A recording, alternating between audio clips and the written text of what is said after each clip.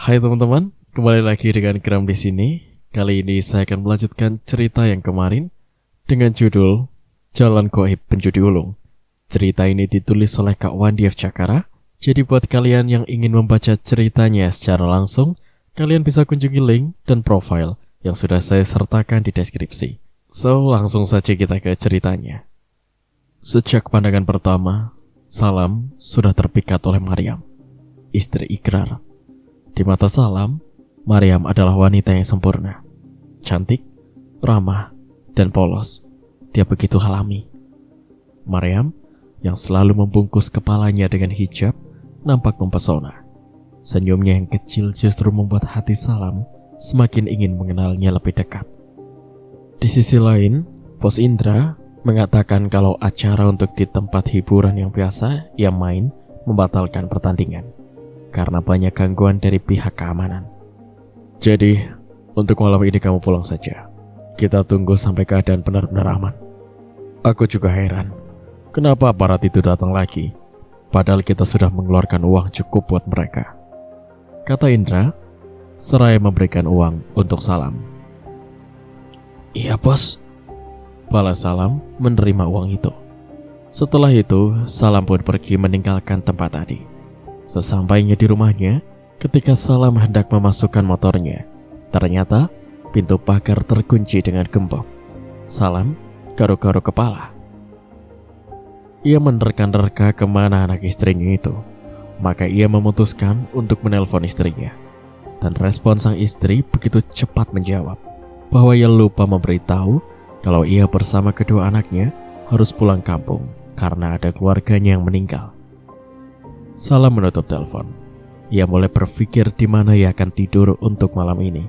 Salam ingat akan rumah kontrakan Ikrar yang sekarang hanya ada anak dan istrinya saja. Kesanalah Salam menuju. Setelah 2-3 kali mengetuk pintu, akhirnya Maryam pun membukanya.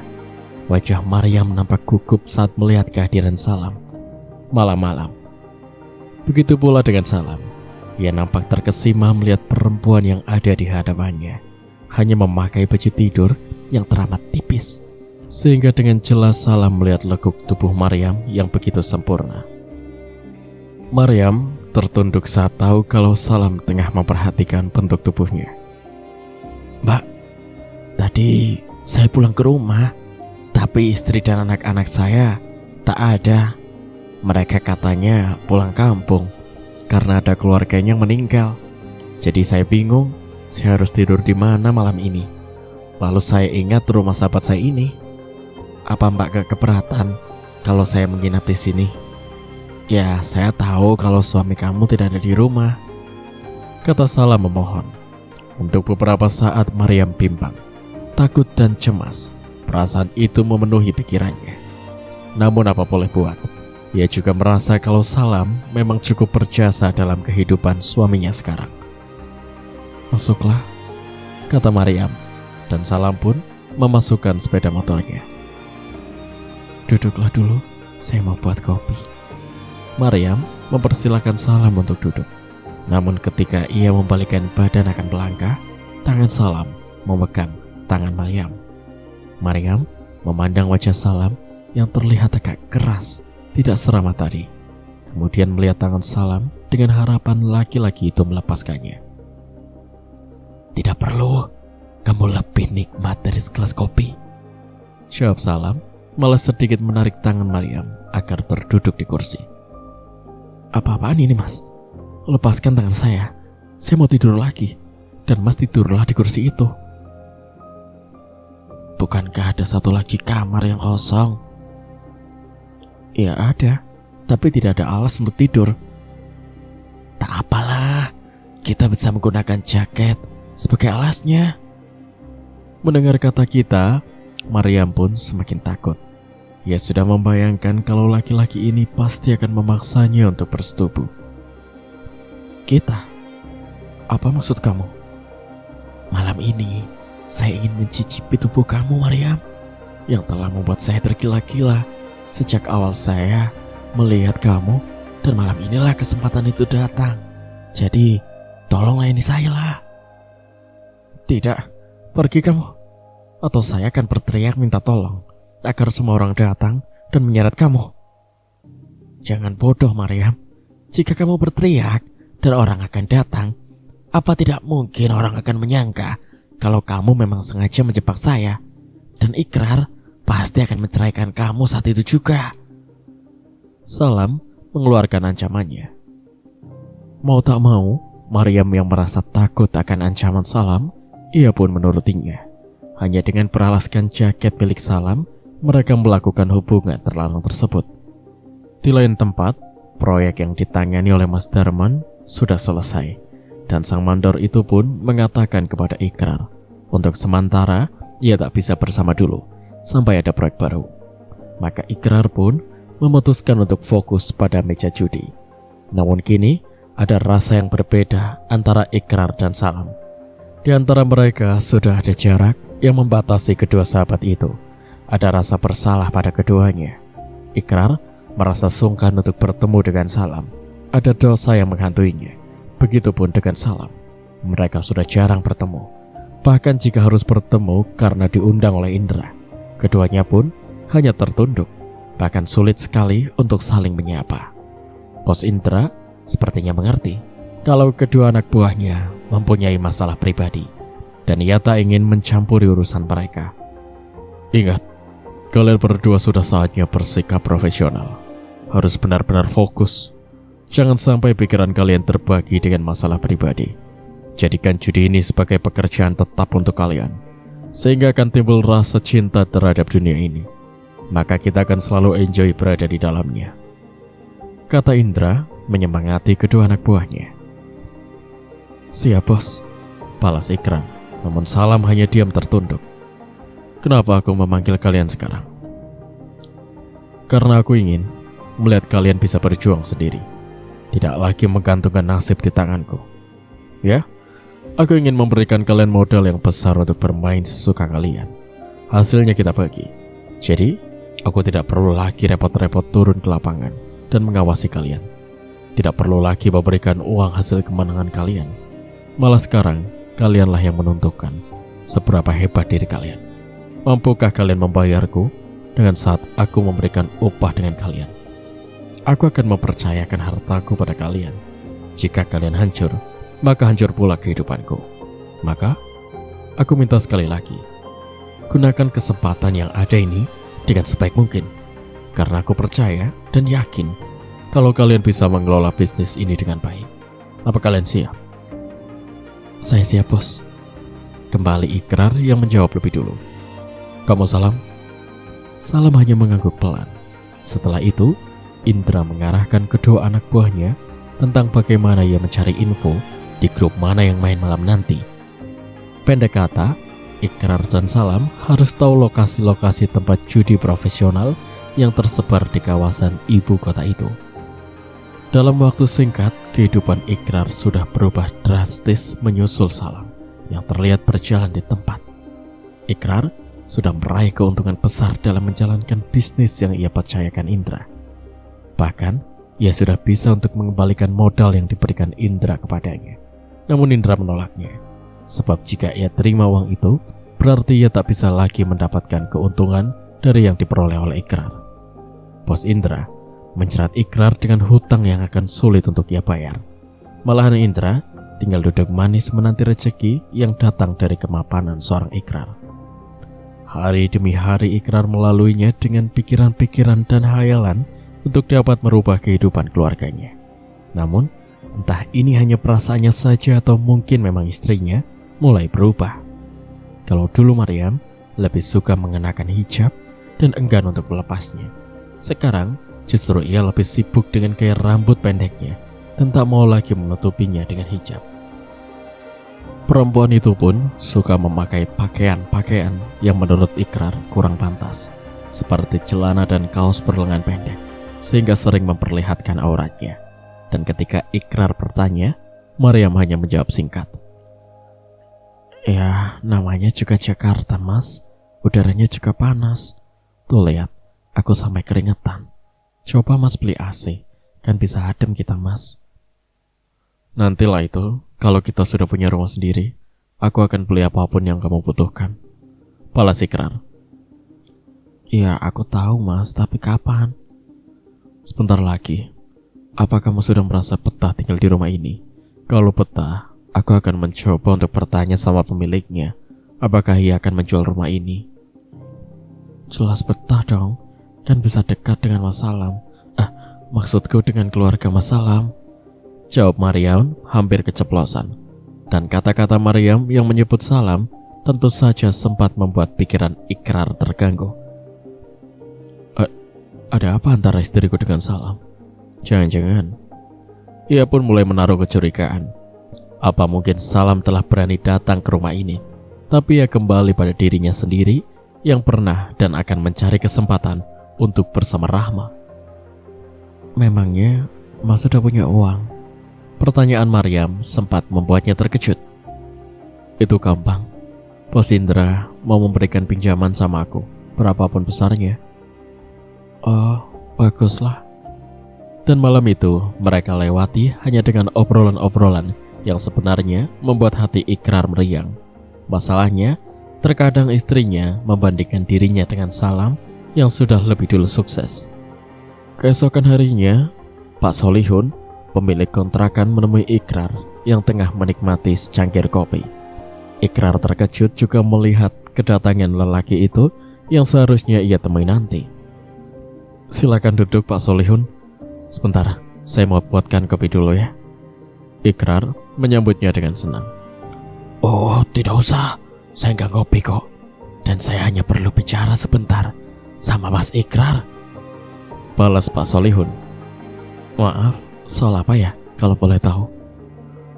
Begini mas, sekarang saya sedang bingung. Usaha dagang saya hancur dan saya terlilit hutang pada agen atau penyalur. Sementara saya juga butuh uang untuk biaya anak saya kuliah. Jadi pendek kata, saya minta maaf sekali. Saya berniat untuk menjual rumah kontrakan ini. Tapi maaf loh mas, bukan saya mengusir keluarganya Mas Ikrar.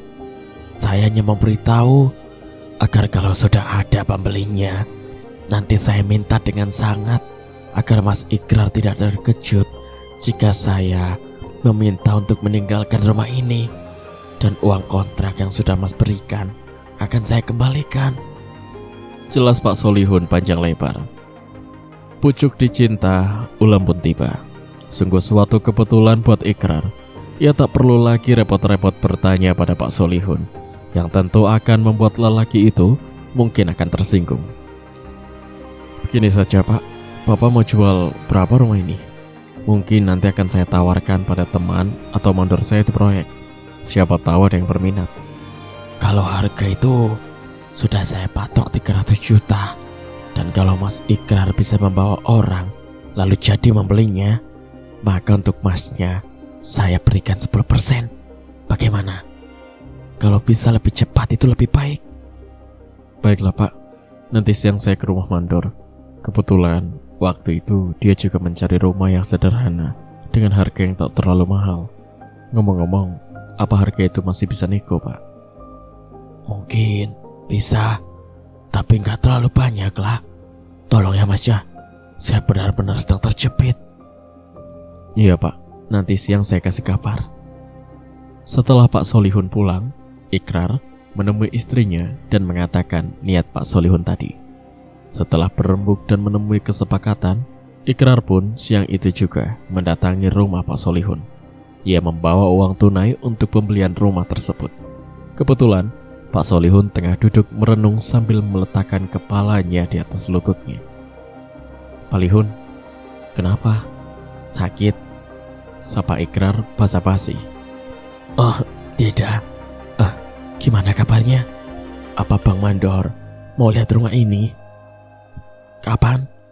Pertanyaan Pak Lihun beruntun. Ya alhamdulillah Pak, tadi saya ke rumahnya. Saya kasih lihat foto dan ukuran rumah. Dia langsung setuju. Terus kapan dia kesininya? Tanya Pak Lihun tak sabar. Dia malam menanti akan berangkat keluar kota, jadi tidak bisa datang sekarang ini. Ya, jadi kapan bisanya? Dia percayakan hal ini sama saya Pak. dan dia titipkan uang yang 300 juta. Kata Ikrar lalu mengeluarkan amplop besar berisikan uang. Mata Pak Solihun mendadak berbinar melihat amplop itu. Tapi jangan lupa komisi saya, kata Ikrar lagi. Tenang, nanti saya ambil surat-suratnya. Pak Solihun nampak sumringah. Ia masuk ke dalam, kemudian tak lama keluar lagi bersama istrinya yang membawa segelas kopi lengkap dengan cemilannya. Keesokan harinya, Pak Solihun mengunjungi Ikrar. Ia bertanya kapan Ikrar akan pindah kontrakan. Namun jawaban Ikrar sungguh di luar dugaan. Wah, kebetulan sekali, Pak Mandor itu orangnya baik sekali. Dia meminta saya untuk tetap menempati rumah ini tanpa membayar kontrakan. Pokoknya sampai dia bisa membangun rumah ini, kata Ikrar, membuat Pak Solihun mengernyitkan alisnya. Syukurlah, ternyata masih ada orang sebaik Bang Mandor ya. Mungkin ini juga karena saya sama dia sudah sangat dekat seperti saudara sendiri. Mas, sekalipun saudara, kalau orang pelitnya tetap pelit. Apalagi cuma sekedar teman. Masalah uang itu sudah tak lagi mengenal saudara. Iya Pak Lihun, memang benar. Tapi syukurnya saya mempunyai teman yang baik-baik. Seperti Masalah misalnya. Dia bantu saya dalam pekerjaan. Dan persahabatan kita akhirnya semakin bertambah erat. Ya, semua kembali pada kitanya juga sih. Kalau kita baik, insya Allah akan mendapat balasan yang baik pula. Ikrar terlalu berambisi untuk memiliki rumah sendiri dan terlalu memaksakan diri dengan memakai uang yang seharusnya ia tabung dulu sampai mencukupi. Bahkan ia lupa kalau sebagian uang milik Bos Indra terpakai untuk menambah kekurangan pembelian rumah tersebut. Ia baru menyadari jika untuk main di kelas-kelas tinggi setidaknya harus memiliki uang lebih dari 500 miliar. Bos Indra tentu tak mau tahu soal itu. Yang ia inginkan adalah bagi hasil yang ditargetkannya. Maka mau tak mau, kini Ikrar harus bermain di level terendah. Di tempat pertama, ia diajak oleh Indra. Jika pertama saat Ikrar menginjakkan kaki di tempat ini, ia begitu bangga dengan keberhasilannya mengumpulkan koin-koin hingga bertumpuk-tumpuk. Tapi sekarang, ia merasa ini bukan level untuknya. Ikrar bermain kurang semangat dan kehilangan kontrol. Sehingga pada suatu malam yang naas, Ikrar harus menerima kenyataan. Ia kalah pada pertandingan tingkat utama. Padahal seluruh uangnya telah ia pertaruhkan. Dengan harapan bisa memenangkan pertandingan dan akan ia mainkan lagi di level atas. Kekalahan itu tentu saja tak bisa diterima oleh Bos Indra. Bahkan, ia mengatakan Ikrar harus mengembalikan uangnya dalam jangka waktu 1 bulan.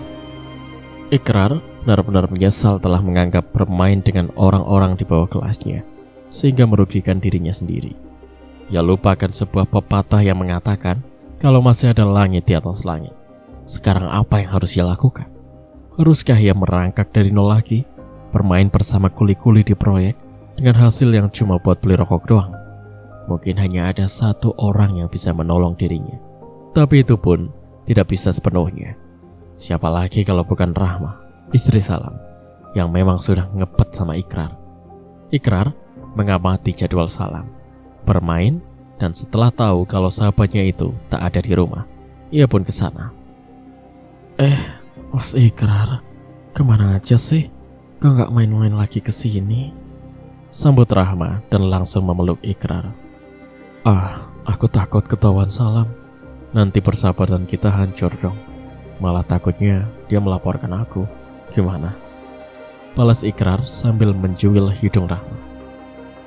Aku udah kangen banget sama kamu, Mas. Ingin menikmati suasana seperti malam itu lagi.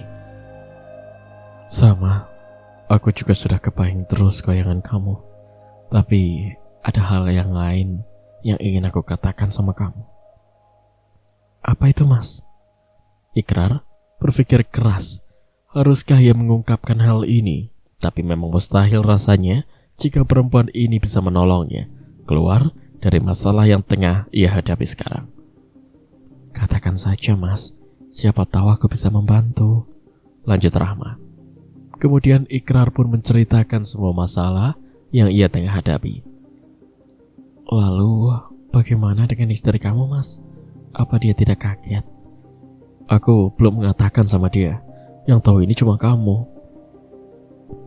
Kalau uang sebanyak itu aku gak bisa, Mas. Tapi kalau hanya 100, mungkin aku bisa membohongi suamiku. Membohongi bagaimana? Ya, aku bilang kalau ada yang menagih hutang siang tadi atau sebagainya. Aku rasa dia akan percaya. Sekalipun tidak percaya, dia takut bila aku tinggalkan dia. Ikrar hanya tertunduk lusuh, dan Rahma meraih lengannya. Tangan lelaki itu dibawanya pada tonjolan di dadanya. Sudahlah, besok aku transfer ke nomor kamu. Sekarang mumpung belum terlalu malam, lebih baik kita gunakan kesempatan ini dengan sebaik-baiknya. Anak-anak kamu sudah pada tidur? Aman, mereka sudah tidur sejak jam 8 tadi. Yuk, kita masuk. Ajak Rahma menggandeng tangan Ikrar dengan manja, seperti seorang gadis baru pertama kali kedatangan pacarnya. Keduanya langsung melepaskan kerinduan, atau lebih tepatnya hasrat yang terpendam. Mereka saling serang menyerang, saling memberi dan menerima, sehingga keduanya sama-sama merasakan kepuasan. Di lain waktu, Ikrar harus menerima kenyataan pahit kalau dirinya sudah terancam kehancuran. Kekalahan demi kekalahan membuat dirinya terpuruk. Mana nih jagoannya si Indra? Dulu selalu menang, sekarang loyo. Apa kurang suplai dari bosnya kali ya? Komentar salah seorang lawan mainnya melihat Ikrar terkulai di kursi. Yang sudah tak ada modal silakan mundur. Kita masih banyak calon pemain lagi, sambung yang lain. Ikrar meninggalkan kursinya dan pindah di belakang. Ia memesan segelas kopi. Seorang tamu yang kebetulan duduk di dekat Ikrar memperhatikan wajah kusut Ikrar. Lelaki yang bernama Leo itu, yang memang orang Cina pun bertanya. Ikrar dengan jujur menjawab pertanyaannya. Sampai akhirnya Ikrar mengutarakan maksudnya untuk meminjam uang. Tentu aja bisa. Berapa modal yang kamu butuhkan? Saya akan memberinya. Tapi ada syarat yang harus kamu penuhi. Pertama, jaminan apa yang sesuai dengan nilai uang yang akan kamu pinjam? Mungkin sertifikat rumah? Kalau mobil, tentunya kamu belum punya kan? Sertifikat rumah? Ya, kalau menang mungkin bisa ia ambil kembali. Tapi jika kalah, tak ada pilihan lain bagi Ikrar. Dia menerima persyaratan dari Leo. Dan keesokan paginya, setelah Ikrar mengecek rekeningnya, memang benar, ternyata Leo sudah mentransfer uangnya. Sementara ia sendiri belum menyerahkan sertifikat itu. Ikrar mulai berpikiran yang aneh-aneh. Ia mengambil semua uang yang ada di rekeningnya. Ia akan menjual atau menggadaikan sertifikat rumah itu dan kabur pulang ke kampung. Hal itulah yang sempat terlintas dalam benak Ikrar. Namun, untuk menaruh sertifikat di bank tidak semudah itu. Ia harus membawa orang atau pemilik surat tersebut untuk tanda tangan. Sementara sertifikat itu belum ia balikan nama. Berulang kali ia melihat panggilan tak terjawab juga chat dari Leo, namun Ikrar belum bisa merespon. Ia masih dibayang-bayangi untuk langkah selanjutnya. Ikrar tak mau mengambil resiko yang akan membahayakan untuk keselamatan istri dan anaknya. Karena Leo yang orang Cina itu pasti akan memburunya kemanapun ia lari dan bersembunyi. Maka, ia dengan berat hati harus menyerahkan sertifikat rumahnya kepada Leo. Bagus lu datang ya. Gue kira lu mau kabur setelah nerima duit gue. Sekarang mana tuh sertifikat rumah lo? Leo berkata dengan sinis. Ikrar menyerahkan sertifikat rumah dengan wajahnya yang lesu. Ini bos, tapi belum balik nama. Saya tunggu si penjual rumah itu belum juga muncul. Katanya pulang kampung. Ikrar beralasan. Begitulah kehidupan di kota besar ini. Bisa meraih kejayaan dengan cepat, tapi kehancuran datang dengan cepat pula. Itu karena tak bisa menahan nafsu yang berlebihan. Ikrar membenarkan apa yang diucapkan oleh Leo. Ia termakan oleh ambisinya sendiri, memaksakan memiliki sesuatu yang belum saja untuk ia miliki. Kepanikan Ikrar akhirnya terlihat juga oleh istrinya. Perempuan itu sering memperhatikan sang suami yang belakangan ini seringkali melamun. Tak ada gurau canda yang seperti ia lakukan selama dalam kebersamaan keluarga. Juga tak terhadap Sheila, anak gadisnya yang memang senang bermanja. Ikrar telah terbuang dari dunia yang pernah ia miliki. Bisikan dan pelayan lembut dari seorang istri dan gelak tawa seorang bocah. Ikrar terbuang dalam kesepian dan penyesalan yang dalam. Dan uang yang ia pinjam atas gadai sertifikat rumah akan ia pertaruhkan seluruhnya demi menebus kekalahannya beberapa hari belakangan ini. Ini hanya menyisakan 50 juta untuk pegangan istrinya. Ia sudah membulatkan tekadnya untuk tidak mundur dalam permainan nanti malam. Menang atau kalah adalah risiko dalam sebuah pertandingan. Jika keberuntungan berpihak kepadanya, ia akan bisa menebus sertifikat rumah, sekaligus membayar bunga bagi hasil dari Indra. Namun jika ternyata ia harus kalah, kamu pegang uang ini untuk jaga-jaga saja. Akhir-akhir ini, aku bermain sangat buruk, seringkali kalah. Sehingga rumah ini pun sudah aku buat sebagai jaminan. Kamu tenang saja, dan doakan saja agar aku bisa menebus semua kekalahanku, kata Ikrar sambil menyerahkan uang. Namun Maryam sepertinya tidak peduli dengan kata-kata Ikrar. Perempuan itu bersikap tenang, seakan tak mendengar alasan suaminya. Pikirnya, ia masih bisa mendapatkan uang dari Salam, yang setiap kali datang akan memberinya sebagai imbalan Maryam yang mau melayani suami dari Rahma itu. Ikrar merasa ada yang aneh pada sikap dingin istrinya. Namun untuk berdebat itu tidak mungkin, sebab pikirannya sedang carut-marut menghadapi persoalan pribadinya. Mas, aku hanya seorang istri yang bergantung pada suaminya. Apapun yang kamu lakukan dan apapun hasilnya, aku hanya bisa menerimanya. Hanya itu kata yang sempat terlontar dari bibir Maryam. Malam itu pun Ikrar, laki-laki harus menerima kenyataan pahit. Semua uang yang ia pertaruhkan di meja judi ludes tak tersisa. Ia mundur dan duduk di kursi belakang sebagai penonton. Ikrar temanku, akhir-akhir ini bintangmu tengah redup. Beberapa malam ini aku lihat kamu selalu kalah. Tidak seperti saat pertama kamu datang bersama Indra. Kamu membuat kami di sini seolah anak yang baru belajar main kartu. Kamu begitu mudah menghancurkan kami semua. Seorang anak muda yang Ikrar kenal bernama Joko ternyata menaruh bersimpati kepadanya. Iya mas, aku sendiri tak tahu kenapa aku tak bisa untuk fokus saat bermain. Sekarang kesempatan untuk menebus kekalahan itu sudah tak ada lagi. Uang pinjaman juga sudah habis, dan aku sudah tak punya apa-apa lagi.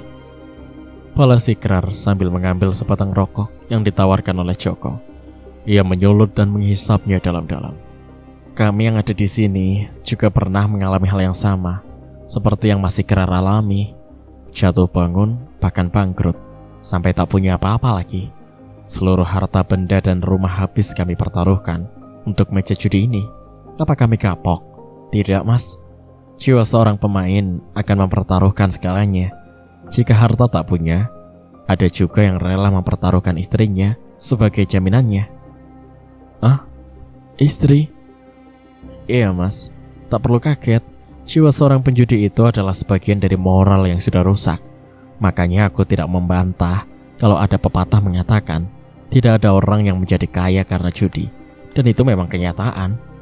Aku sempat menjadi bintang, pemain tak terkalahkan. Dan dalam waktu 1 bulan aku bisa membeli sebuah rumah. Dan bulan berikutnya aku bisa memiliki sebuah mobil. Dari tarikan sebagai seorang untuk jaminan. Tapi semua tidak bertahan lama. Satu persatu milik aku itu harus berpindah tangan. Bahkan istriku yang harus mau menjadi istri dari orang yang pernah memberikan aku pinjaman. Ya, istriku harus melayani orang itu sampai aku bisa melunasi hutangku. Namun, aku harus mengikhlaskannya karena aku tetap tak bisa membayar semua hutangku. Terus, dari mana mas bisa mendapatkan modal untuk masuk ke tempat ini lagi? Otak penjudi sebagian dari nafsu kriminal mas. Dan kekalahan serta kehilangan istri telah membuat aku gelap mata. Aku merampok tetanggaku sendiri yang kaya raya. Dan tak seorang pun yang tahu kalau aku pelakunya. Nah, dari situlah aku mulai bangkit lagi menuju arena judi. Dan jika kalah, aku akan melakukan apapun. Sungguh miris cerita dari Joko ini. Istri ia relakan sebagai jaminan. Benar-benar sinting dia. Batin Ikrar. Kini, Pupus sudah harapan Ikrar untuk menjadi orang kaya. Bayangan untuk membangun rumah tingkat seperti rumah Salam pun pudar. Bahkan ia menghapus kenangannya indahnya saat bersama Rahma. Ia malu kepada istrinya karena ia telah mengecewakan perempuan itu. Ikrar menghapus kerinduannya pada putri kecilnya. Yang ia pikirkan sekarang, kemana dan di mana serta dengan cara apa ia bisa menebus semua kesalahannya.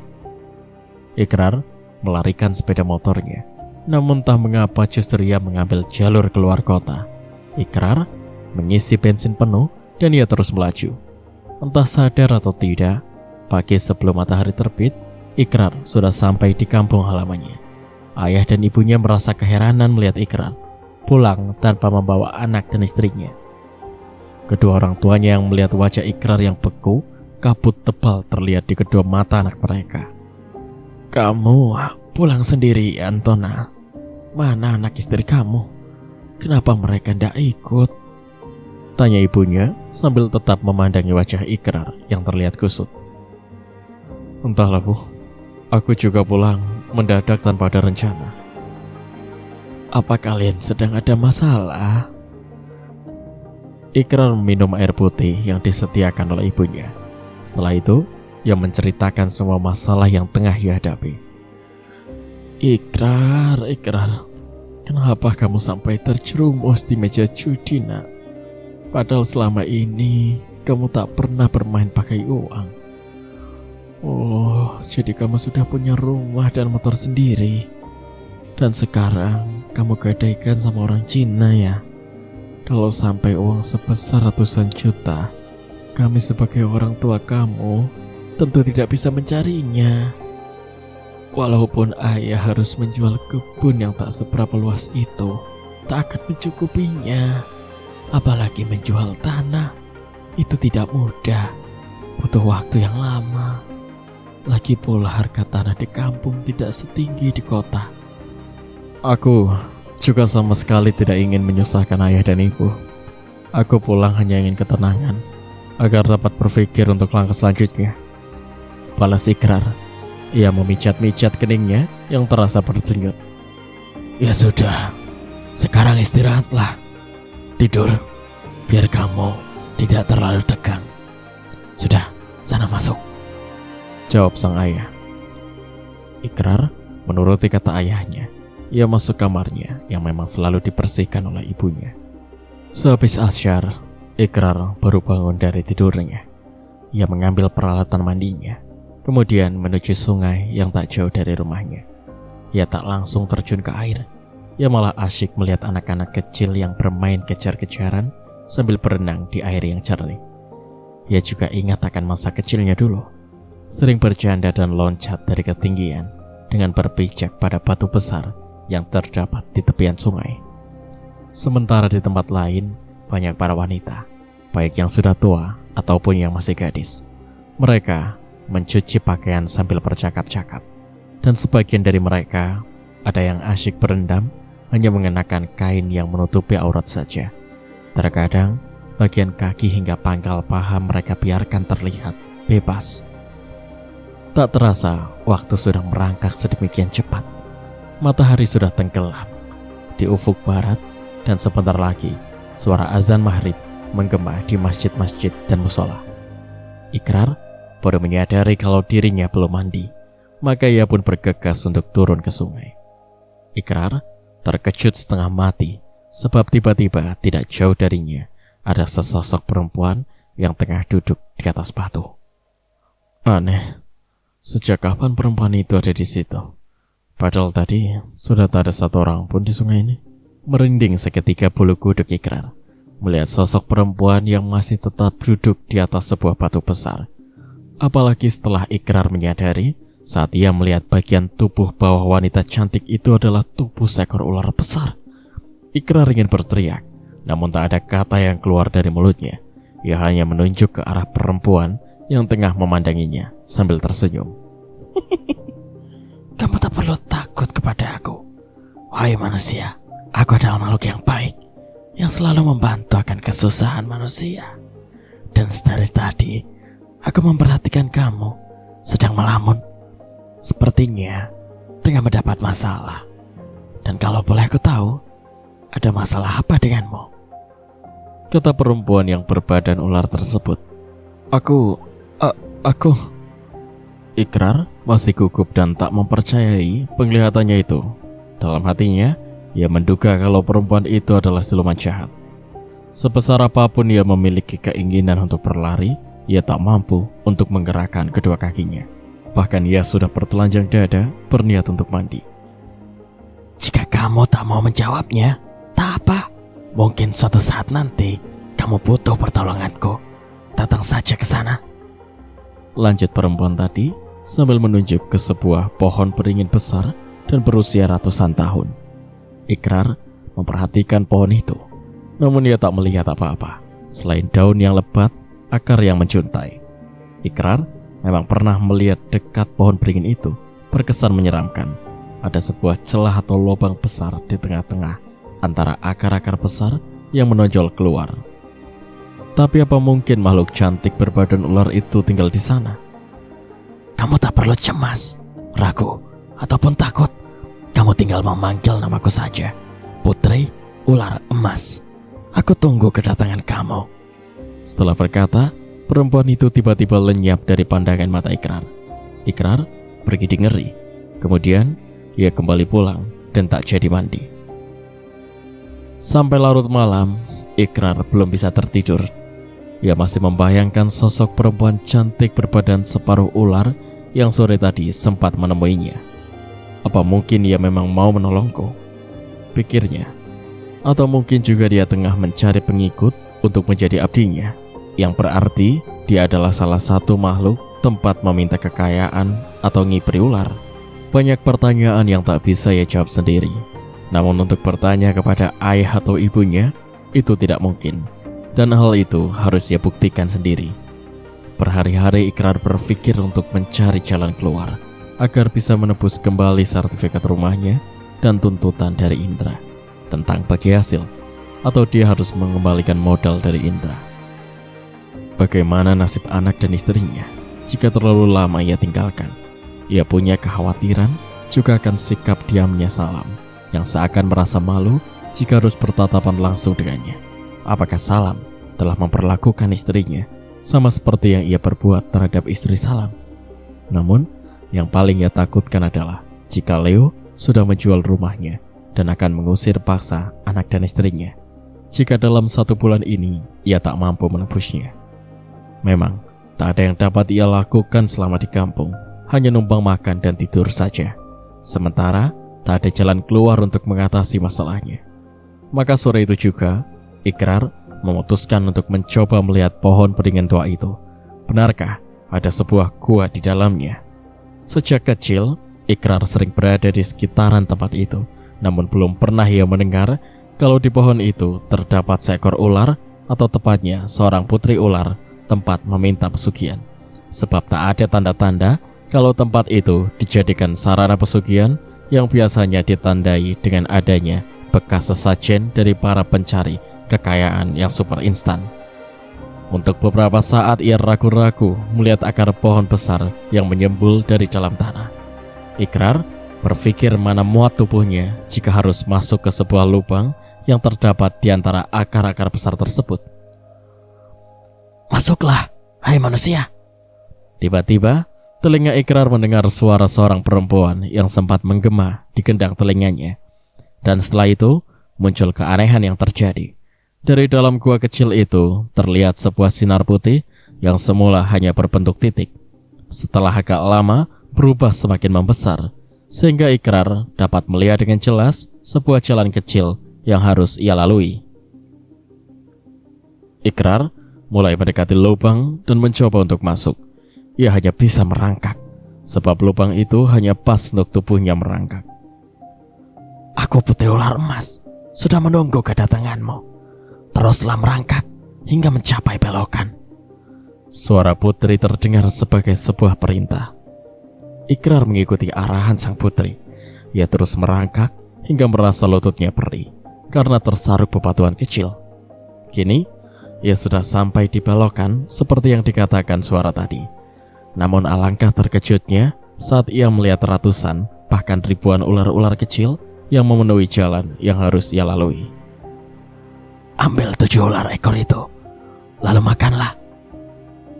Ikrar tertegun. Ia sepertinya tak percaya dengan pendengarannya. Memakan ular hidup-hidup. Kenapa? Kamu takut? Ikrar masih terdiam. Apa yang harus ia lakukan?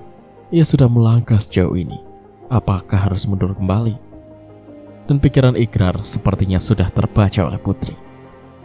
Jika memang kamu merasa takut, pulanglah ke rumahmu dan tetap merenungi nasibmu, hai manusia. Jalan kamu tinggal beberapa langkah lagi. Terbayang kembali deretan angka nominal uang yang harus ia dapatkan untuk menutupi semua hutangnya. Ikrar membulatkan tekadnya karena ia merasa mustahil bisa mendapatkan uang sebanyak itu dalam waktu singkat. Kemudian, ia mencoba untuk menangkap seekor ular kecil yang licin dan menjijikan. Ikrar melenyapkan keraguannya, kemudian memasukkan ular ke dalam mulutnya, menggigit lalu mengunyahnya. Ingat, kamu tidak boleh mengotori tempat ini dengan muntahan kamu. Jadi nikmati saja sajian daging-daging ular kecil itu. Ikrar mengambil satu demi satu ular-ular itu hingga sampai 7 ekor. Bagus. Dan sekarang teruslah merangkak hingga mencapai pintu istana. Aneh, setelah Ikrar memakan ke-7 ekor ular tersebut, ratusan ular lainnya lenyap dengan begitu saja. Sehingga Ikrar merasa yakin kalau yang ia lakukan ini hanyalah sebuah tipuan belaka. Jalan terakhir ternyata tak ada rintangan apapun, sehingga ia bisa sampai dengan begitu mudah dan cepat tiba di depan sebuah pintu yang cukup besar. Kali ini, Ikrar baru mempercayainya kalau di dalam pohon beringin ini terdapat sebuah istana. Hal itu bisa ia lihat dari pintu yang terbuka 2 arah, dan dari dalam sana keluar 2 orang perempuan muda dan sama cantiknya. Di tangan keduanya terdapat nampan yang berisikan sebuah piring dan gelas. 2 nampan itu mereka letakkan di hadapan Ikrar yang masih menunggu perintah selanjutnya.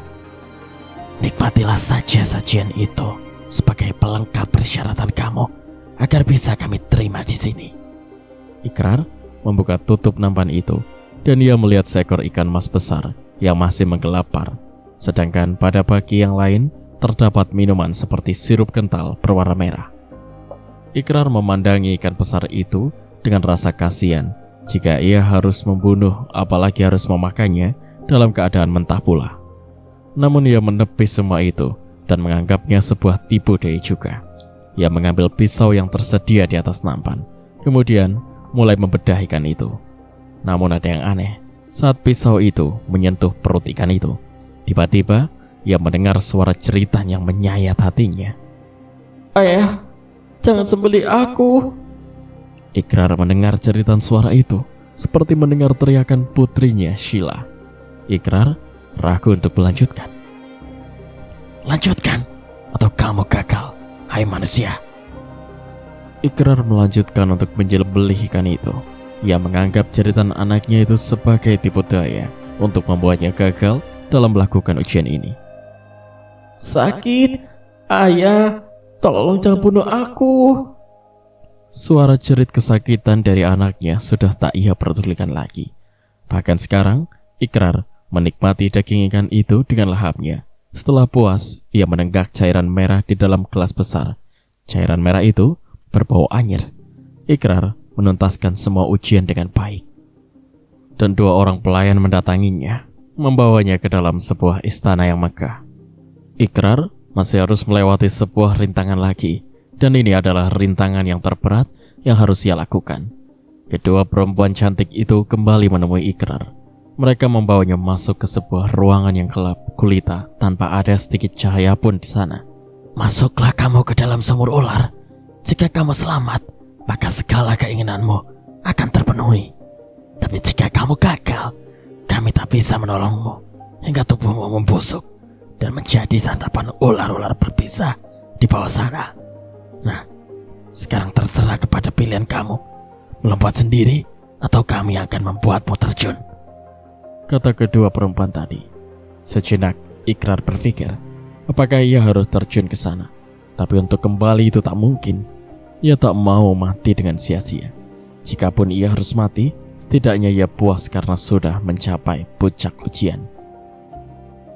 Ular-ular itu memiliki racun yang amat ganas dan tak ada penawarnya. Apalagi mereka berjumlah ratusan, bahkan mungkin ribuan. Tubuhmu akan langsung musnah masuk ke dalam perut-perut mereka. Melihat Ikrar diam saja, kedua perempuan itu tidak sabar, lalu mendorong tubuh Ikrar. Tubuh Ikrar meluncur deras masuk ke dalam sumur. Ikrar menjerit ketakutan, namun tak ada yang bisa ia perbuat. Tubuhnya terus meluncur dengan deras ke dalam sumur yang begitu dalam. Tubuh Ikrar terjatuh tepat di atas tumpukan ular. Seketika itu pula, ratusan ekor ular pun terusik. Mereka berebutan untuk lebih dulu menelan tubuh manusia yang baru meluncur. Namun anehnya, tak seekor pun dari mereka yang mampu untuk menyentuh tubuh Ikrar. Seolah ada dinding gaib yang memisahkan antara dirinya dengan ular-ular itu. Dan itu membuat Ikrar semakin yakin kalau semua ini adalah tipuan belaka. Ikrar segera berserah diri kepada penguasa gua ular itu. Ia menutup matanya, membuang jauh-jauh keraguannya. Bahkan ia sudah pasrah untuk tinggal beberapa lama pun bersama ratusan ekor ular berbisa ini. Entah sudah berapa lama Ikrar berada di dalam sumur ular tersebut, sampai pada akhirnya suara putri terdengar memerintah agar Ikrar keluar dari dalam sumur. Ikrar berpikir bagaimana ia akan naik ke atas sana, sementara tak ada tangga atau tali yang dapat ia gunakan untuk pepegangan. Berdirilah, maka kamu akan dapat mencapai bibir sumur itu. Ikrar menuruti perintah sang putri. Ia bangkit dari duduk bersilanya, kemudian perlahan mulai berdiri. Sungguh suatu hal yang sangat mustahil baginya. Tubuhnya begitu ringan saat berdiri dan dengan mudahnya mencapai ketinggian. Ikrar berhasil keluar dari dalam sumur yang sangat mengerikan. Namun ia baru menyadari kalau saat ini di hadapan sang putri, ia tak bisa berdiri layaknya yang ia lakukan. Ia berjalan menggunakan perutnya, dan ketika ia merasa ada yang ganjil dengan tubuh bagian bawahnya, ia pun menengok ke belakang. Ikrar terkejut demi melihat bawah bagian perut ke bawah telah berganti menjadi wujudnya seekor ular besar dan panjang. Lelaki itu sempat menitikkan air mata demi melihat perubahan dirinya yang kini menjadi manusia bertubuh ular seperti putri dan para pengikutnya. Tak perlu kamu sesali. Semua sudah kehendak takdir yang kamu ciptakan sendiri. Kamu sudah lulus dalam semua ujian. Sekarang kamu harus mandi dengan air bunga 40 macam agar tubuhmu harum. Karena setelah ini kamu akan menjadi pengantinku, sehingga lengkaplah kekuatan daya siluman ular kamu. Kamu bisa merubah wujud kamu setiap waktu jika memang perlu. Nah, ikutlah kedua dayang-dayang itu, kata sang putri sambil memperhatikan wajah Ikrar yang memang tampan. Ikrar hanya manut menuruti kedua dayang yang membawanya ke sebuah kolam besar yang penuh dengan taburan bunga-bunga. Bukalah seluruh pakaian kamu, hai manusia, agar aroma wangi bunga itu meresap ke dalam tubuhmu. Ingat, kamu akan melayani tuanku, Putri Padma Rosalina, atau yang lebih dikenal dengan sebutan Dewi Putri Ular Emas. Ikrar ragu untuk melepaskan seluruh pakaiannya di hadapan kedua dayang cantik itu yang memperhatikannya sambil tersenyum. Bisakah kalian berdua membalikkan badan agar aku tidak malu? Inilah kali pertama Ikrar berbicara selama berada di dalam gua siluman ular. Oh, tentu saja kami juga tak ingin melihat kamu telanjang di hadapan kami. Ikrar segera menceburkan diri ke dalam kolam bunga. Ia merasakan tubuhnya menjadi segar kembali dan aroma wangi bunga telah membuat pikirannya menjadi tenang. Hampir 2 jam lebih Ikrar berendam di kolam bunga itu, sampai akhirnya kedua dayang tadi meminta Ikrar untuk naik dari kolam. Mereka memberikan pakaian kehormatan untuk dikenakan oleh Ikrar. Pakaian kebesaran yang biasa dipakai para pangeran kerajaan, lengkap dengan mahkotanya. Ikrar berjalan dekap, laksana seorang kesatria yang gagah dan perkasa. Putri ular emas menyambut kehadiran Ikrar dengan mata berbinar-binar. Ia baru melihat kalau ternyata lelaki yang selama ini berada di dalam gua ini cukup tampan. Siapa nama kamu? Tanya putri ular emas sambil mengelus dada Ikrar yang terbuka. Namaku Ikrar, jawab Ikrar sembari menikmati sentuhan jari-jari lentik sang putri. Malam ini adalah milik kita berdua. Kamu harus melayani aku hingga aku puas. Karena dengan cara inilah kamu dapat menyerap energi kekuatan siluman yang ada kepadaku. Ikrar memandangi sosok putri yang kini berwujud manusia seperti dirinya. Tubuh putri yang tinggi semampai itu dapat menjajari tingginya tubuh Ikrar, sehingga dengan mudahnya ia meraih bibir Ikrar tanpa harus bercincit. Ikrar pun tak menyia-nyiakan kesempatan untuk membalas cumbuan bibir sang putri.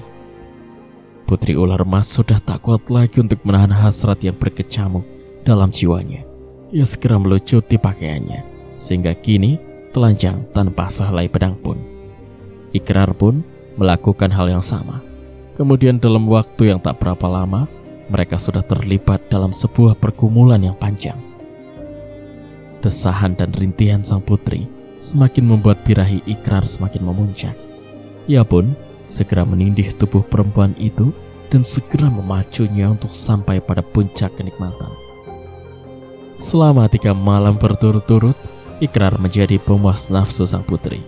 Hingga pada akhirnya, kedua dayang yang biasa melayani putri datang membawa pakaian untuk Ikrar yang ia pakai selama berada di dalam gua. Ikrar pun memakai kembali baju dan celana miliknya. Hari itu, ia akan bebas keluar dari gua siluman ini. Namun sebelumnya, sang putri mengundangnya untuk memberikan sesuatu. Ikrar, sekarang kamu sudah menjadi bagian dari kami. Kamu bisa hidup dengan cara kami, merubah wujudmu sesuai dengan kebutuhan kamu. Kamu dapat merubah dirimu menjadi ular sekecil mungkin agar bisa masuk menyatroni rumah korban yang akan kamu datangi. Tapi ada satu persyaratan yang tak boleh kamu lewati. Setiap bulan purnama, kamu harus berada di sebuah kamar khusus yang tak seorang pun boleh masuk ke sana. Sebab malam itu aku akan datang untuk meminta kamu melakukan persetubuhan. Dan yang paling utama adalah setiap 7 purnama, kamu harus memberikan korban untukku, yaitu seorang gadis yang belum pernah tersentuh tangan laki-laki. Kamu paham maksudku? Persyaratan terakhir itu membuat Ikrar tercenung. Ia tak menyangka kalau sang putri akan meminta perawan suci sebagai tumbalnya. Namun Ikrar tak bisa berbuat banyak selain mengangguk dan mengatakan sanggup. Ingat, setiap purnama kamu harus bersetubuh denganku. Karena dengan cara itu, kamu akan mendapat kekayaan yang berlimpah. Dan kamu boleh menguras harta orang yang kamu benci sehingga dia menjadi miskin. Nah, sebagai perpisahan ini, aku akan memberikan koin-koin emas yang nantinya bisa kamu tukar dengan uang.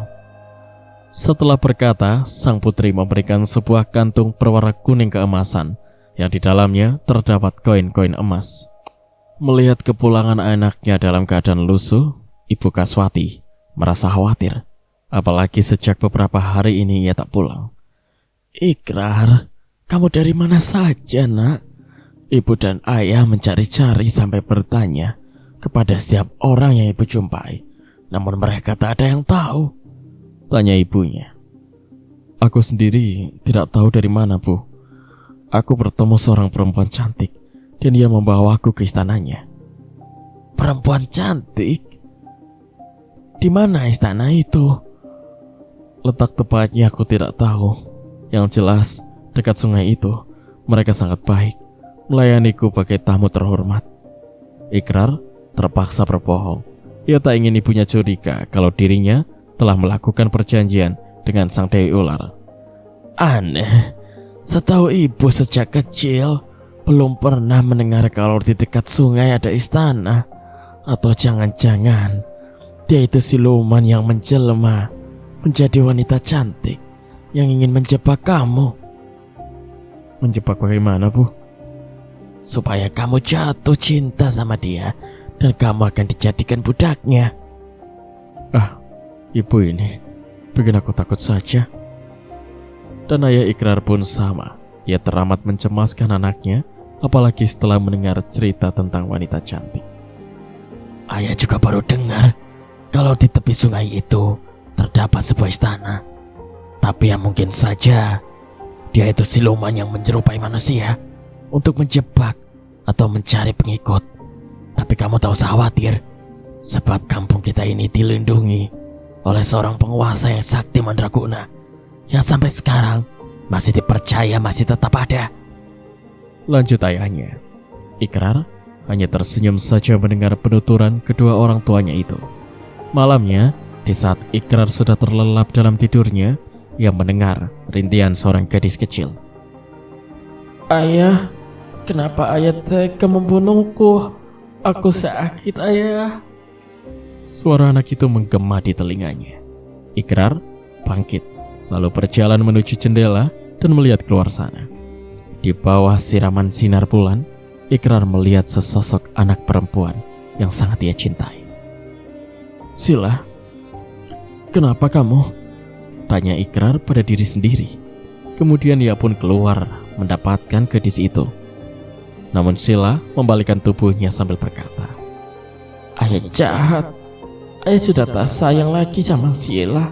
Ayah telah membunuh Sila. Ayah kejam. Sila terus mengumpat Ikrar sambil berjalan sampai ia menghilang di kegelapan malam. Ikrar tak mengerti dengan ucapan gadis yang ia anggap memang Sila. Tapi anehnya, kenapa ia datang malam-malam dan hanya berada di luar? Sila, di mana kamu, nak? Panggil Ikrar mencari keberadaan Sila. Namun gadis kecil itu sudah tak terlihat lagi di sana. Ikrar sepertinya tidak sedang bermimpi. Ia dapat merasakan dinginnya udara malam dan dapat melihat siraman cahaya bulan dengan jelas. Ia kembali masuk ke dalam rumah dan duduk termenung di kursi malas milik ayahnya. Pagi itu pula, Ikrar memutuskan untuk kembali ke Jakarta. Ia merasa khawatir akan terjadi sesuatu terhadap anak dan istrinya. Dan apa yang dikhawatirkannya memang sudah terjadi. Nyataannya pahit harus ia rasakan di saat Maria mengatakan kalau Sila sudah tiada. Malam itu, udara begitu panas, tidak seperti biasanya. Aku kira Sila demam karena suhu malam itu. Namun anehnya, dia membolak-balikan badannya seperti tengah menahan sakit. Dan yang lebih aneh lagi, ia menyebut nama kamu, Mas. Katanya jangan bunuh aku, ayah jahat, sakit. Itulah kata-kata yang keluar dari mulut Sila. Entah apa sebenarnya yang terjadi. Mas, apa kamu? Pertanyaan Maria menggantung. Ia ingin melihat ekspresi suaminya. Berarti suara yang aku dengar saat aku menyembelih ikan itu benar. Itu Sila. Tapi aku menganggapnya hanya bayangan atau tipuan belaka. Batin Ikrar. Kenapa kamu diam, Mas? Ada apa denganmu, Mas? Desak Mariam. Aku tidak tahu kalau ini akan terjadi. Maafkan aku, Mariam. Aku telah gelap hati dan pikiran sehingga aku terjerumus pada sebuah perjanjian. Perjanjian apa, Mas? Aku telah sesat. Aku telah melakukan perjanjian pada siluman ular karena aku tak tahu lagi cara untuk mencari uang untuk membayar hutangku. Jadi, kamu melakukan pesugihan, Mas, sehingga anak kita menjadi korban. Semua itu sudah terjadi, Mariam. Aku tak bisa lagi mundur. Bahkan sang putri telah memberikan emas untuk membayar hutang-hutangku. Emas? Emas? Mendengar kata emas, Mariam seketika lupa akan apa yang tengah ia bicarakan tentang Sila. Ikrar mengeluarkan kantung yang terbuat dari kain berwarna kuning, kemudian menumpahkan isinya di atas tempat tidur. Mata Mariam terbeliak lebar demi melihat koin-koin emas banyak itu. Ini emas beneran, Mas? Serunya sambil menggigit tepian sebuah koin. Tentu saja. Nah, besok kamu harus bisa menjualnya untuk membayar hutangku pada Indra. Tapi kamu tak perlu khawatir. Uang yang ia terima nanti akan aku ambil kembali. Maria mengangguk. Hatinya begitu gembira membayangkan hasil yang akan ia peroleh dari penjualan koin emas nanti. Sekian untuk part kali ini. Nantikan kelanjutan ceritanya di part berikutnya. Terima kasih.